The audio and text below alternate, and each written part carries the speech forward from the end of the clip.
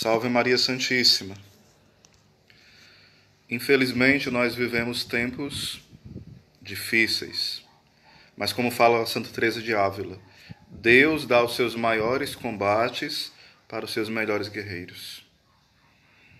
Os santos chegaram num grau tão grande de amor a Deus que eles conseguiam se alegrar no sofrimento. E alguns deles pediam até o sofrimento ao Senhor. Porque eles entendiam que não era um masoquismo, que não era apenas um sofrer pelo sofrer, de forma alguma. Eles entendiam, de fato, o que era sofrer por Cristo e em Cristo e com Cristo. Infelizmente, nós vamos criando ideias equivocadas de Deus. Houve tempo na história onde se havia um rigorismo imenso, aonde se transformava Deus, entre aspas, naquela visão carrasca, brutal, violenta, onde praticamente é impossível alguém se salvar. Ou seja, o rigorismo dos jansenistas e de outros. Um rigor enorme que ia afastando as pessoas de Deus. Um rigor que não era de um querer ajustar-se à vontade de Deus por amor, mas um rigor pelo rigor, uma lei pela lei. Então esse rigorismo atrapalhou muitas pessoas na vida espiritual. As afastavam de Deus, as transformavam em juízes terríveis dos outros, em pessoas muitas vezes medíocres, desesperançadas, pessoas que não tinham vigor espiritual nem alegria porque condenavam a tudo e a todos com um rigorismo tremendo, uma ideia equivocada do Senhor, uma deformação em reconhecer o rosto de Cristo, uma deformação imensa. Santo Afonso combateu esse rigorismo com a sua vida cheia de misericórdia, mas cheia de amor e de zelo pelas almas, pela glória de Deus, por amor à igreja. Santa Teresinha, esta grande doutora também, como Santo Afonso é doutor, Santa Teresinha com esta grande doutrina do amor misericordioso e a via da pequena infância, ou seja, eu fui redundante, da infância espiritual, a pequena via, melhor dizendo, perdão, o equívoco. E acontece o quê? Que Santo Afonso e Santa Teresinha, sem dúvida, a doutrina destes dois grandes doutores, a gente fala a doutrina deles, mas na verdade a doutrina que eles sempre beberam do Evangelho e da Sagrada Tradição. Mas como doutores, como mestres da vida espiritual, mestres, eles conseguiram fazer o quê? Eles conseguiram colocar equilíbrio nas coisas. E não mostrar um Deus longe, distante, terrível no sentido bem pejorativo, não nesse sentido. Então eles foram jogando essa esperança para que as pessoas começassem a despertar para uma vida de união com Deus. Tanto Santo Afonso, como Santa Teresinha do Menino Jesus, como todos os santos. Mas eu estou falando de tempos específicos, onde foi combatido a heresia jansenista e também as suas consequências. Hoje nós vivemos em um tempo onde o laxismo, onde o tudo pode, em nome do amor, um amor que não é de Deus, um amor que não é a caridade verdadeira, um amor que não está em estado de graça e unido à videira, é um amor falsificado, é um amor destruidor, um amor que não leva em conta a salvação das almas, um amor que não leva em conta que existe o céu, que existe o inferno, que existe o purgatório, que existe o juízo final, que existe o juízo particular. Um amor que não leva em conta os novíssimos, que não leva em conta a graça de Deus, que não leva em conta o pecado, que não leva em conta os sacramentos, esse amor é falsificado. Esse amor é apenas máscara, fantasia de amor, não é amor verdadeiro. Infelizmente, hoje nós vivemos esse mundanismo e muitas vezes nós damos o nome disso de amor, de acolhimento, de fraternidade.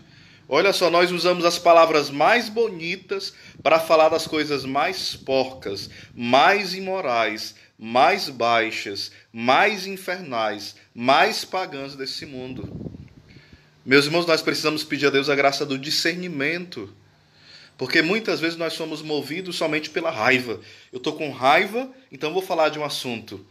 Às vezes sem aprofundar aquele assunto, sem meditar, sem discernir, sem escutar do Senhor como eu devo falar sobre aquele assunto.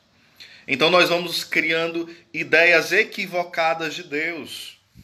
Ou vamos transformando Deus num monstro terrível, ou nós vamos tendo a ideia de um Deus manteiga derretida, de um Deus fraquinho, molenga. Não, Deus não cabe nesses conceitos equivocados, frágeis, débeis, que tantas vezes nós queremos colocar Deus aí pronto. Como se Deus aplaudisse o nosso pecado. Como se Deus também estivesse ali anotando o nosso pecado, pronto para se vingar e nos destruir. Não, essas ideias são equivocadas. Essas ideias são terríveis. Essas ideias causam desesperança quando nós olhamos a Deus como um Deus monstruoso, terrível, cruel. Mas também essas ideias de um Deus misericordioso, onde não leva em conta a salvação da alma, é uma ideia equivocada de Deus. Porque Deus, justamente porque é amor, porque é misericórdia, Ele não deseja que você e eu possamos ficar mergulhados na podridão, no esterco, na mentira, na desgraça, na infelicidade. Justamente porque Ele é misericórdia, Ele quer que você e eu possamos sair de uma vida medíocre, de uma vida fingida, de uma vida imoral, de uma vida preguiçosa, de uma vida que tantas vezes nos afasta do céu, nos afasta de crescer na santidade.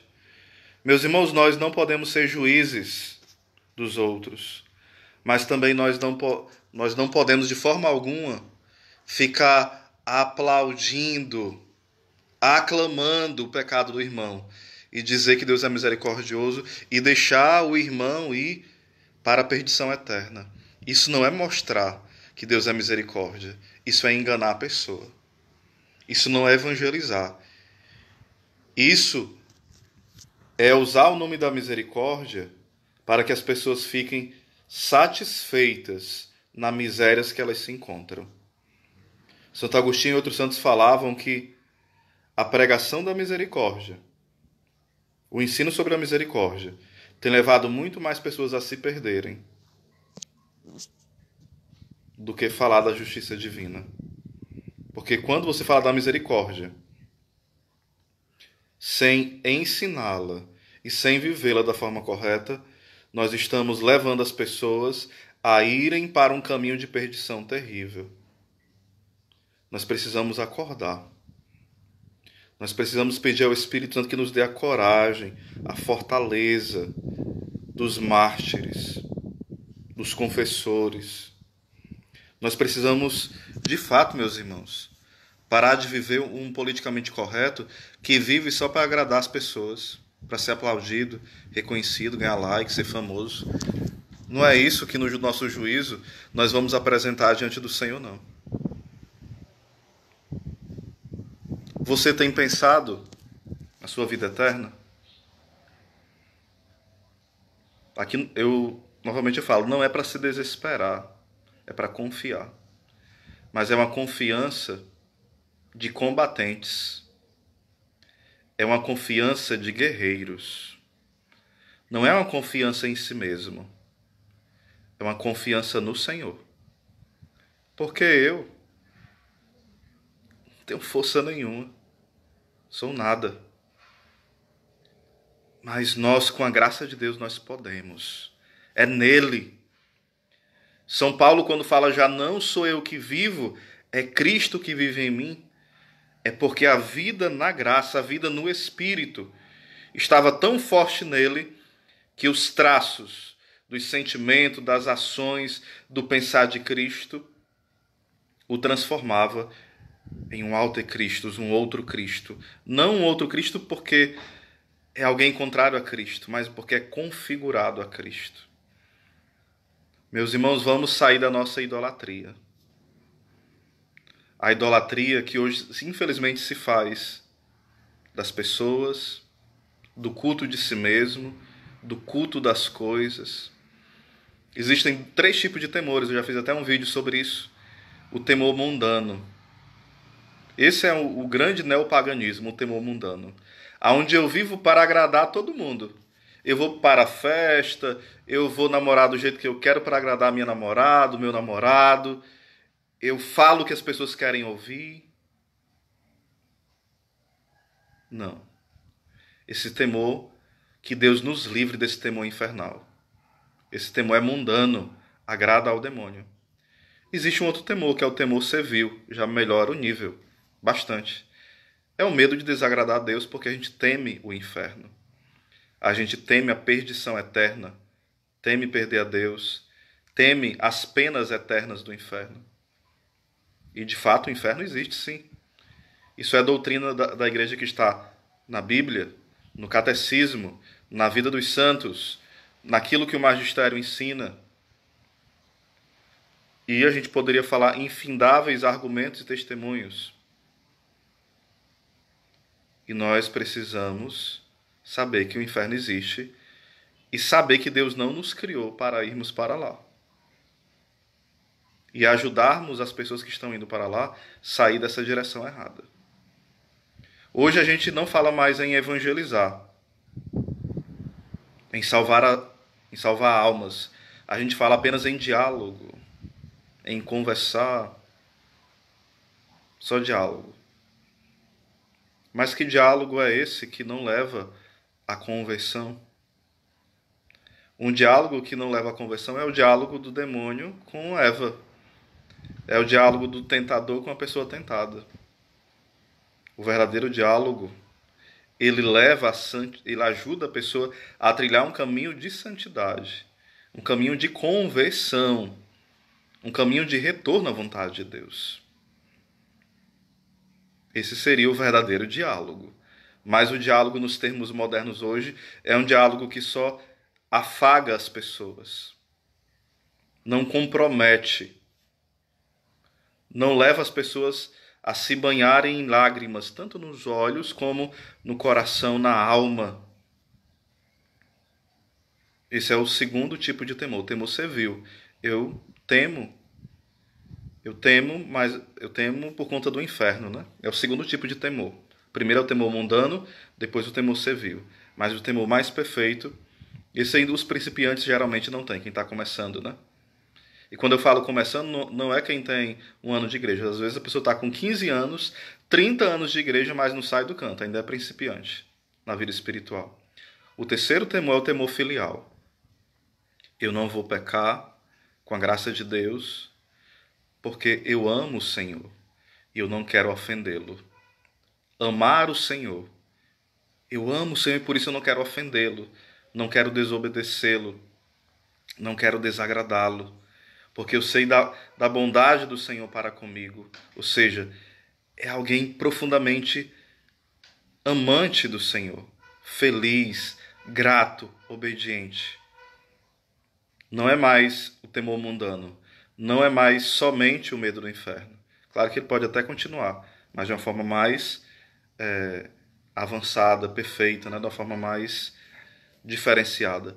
E o terceiro temor, o mais perfeito mesmo, o de fato que nós devemos ter de forma mais concreta, profunda, é o temor filial. Então, meus irmãos, essa live é para nos alertar disso. Será que eu e você estamos vivendo como cristãos ou como animais, como pagãos, ou até piores que os pagãos? São Paulo já alertava no tempo dele. quando escrevia suas cartas. Existem coisas entre vós que andam acontecendo que não acontecem nem entre os pagãos. O que São Paulo não diria para nós hoje? O grande São Paulo. Tem coisas que acontecem entre nós cristãos, entre nós católicos, que até um pagão se aterroriza em ver. Muitas vezes nós somos batizados, crismados, estamos na igreja, mas o nosso pensamento é maligno, é contra o evangelho. É aquele temor que eu falei há pouco tempo, é o temor mundano. A gente vive para agradar os outros. Então, se alguém está em pecado, a gente não continua no pecado. Meus irmãos, peçamos a Deus a graça de acordar. Porque alguém que bate nas suas costas, dizendo que o seu pecado, você pode continuar, esse não é um amigo. Esse é um inimigo da sua alma. Cuidado com aqueles que sorriem para ti, aplaudindo o teu pecado. Isso não é misericórdia. Isso é a falsa misericórdia. Santo Agostinho ele falava que o demônio, quando nós vamos pecar, na hora da tentação, né? Ele vai falar assim, o demônio, olha, Deus é misericórdia. Vai lá, peca. Aí quando nós caímos no pecado, o demônio faz o quê? Tá vendo? Você caiu de novo, você não vale nada. Ele nos acusa. O demônio primeiro lembra que Deus é misericórdia. Aí quando nós caímos no pecado, ele lembra que Deus é justiça, para nos deixar desesperados. Já o Espírito Santo faz algo contrário. Na hora que nós somos tentados a pecar, o Espírito Santo lembra, Deus é justo, Deus é santo, não peque, não desagrade o seu amado. Aí, se infelizmente nós caímos no pecado, aí o Espírito Santo vai nos lembrar da misericórdia de Deus, vai nos encher de esperança e vai nos dar uma vida nova, se assim nós deixarmos. Ou seja, percebam que o demônio inverte a coisa. Quando a gente vai pecar, ele lembra que Deus é misericórdia. Quando nós pecamos, ele é o acusador de nossas almas e quer nos levar ao desespero. O Espírito Santo faz o inverso. Primeiro, ele lembra que Deus é justo, que Deus é santo, para que nós não caiamos em pecado. Se infelizmente a gente cair, ele vai lembrar da misericórdia de Deus e vai nos levar para o braço do Pai. Um abraço aí para nosso amigo Gleison, para a Juliana, para nossa amiga Darlene, mais conhecida como Nova, toda a família Bandeira. Um grande abraço. Eu peço que compartilhe essa live, tá bom? Também a Gorete. Deus abençoe a todos. Um abraço.